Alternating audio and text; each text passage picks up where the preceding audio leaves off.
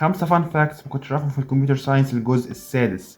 لما بتكتب حاجة على جوجل، الريكوست اللي بتعملها بتاخد حوالي 1000 كمبيوتر علشان يبروسسوا الريكوست دي. عدد الجيمات المحتملة في الشطرنج حوالي 10 باور 120 أو 10 باور 120، وعدد الاتومز في العالم هو 10 باور 80 بس. لو انت عامل الباسورد بتاعك 1 2 3 4 5 6، فهو ممكن بكل بساطة يتم اختراقه ببروت فورس الجوريزم في 0.000 كل الزيروهات دي 1 سكند، ومع ذلك حوالي 23 مليون واحد ستيل بيستعملوه.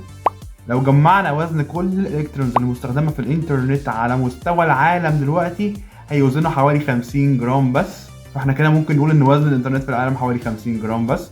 وشكرا للمعادله بتاعت E = MC² بتاعت اينشتاين، هي دي اللي خلتنا نحسب الموضوع ده. المارس روفرز، وده واحد من الروبوتس اللي الناس بعتهم على المريخ عشان يستكشفوه، الرام بتاعته حوالي 256 ميجا بس، اللي هو اقل من اقل سمارت فون او كمبيوتر موجود دلوقتي معانا.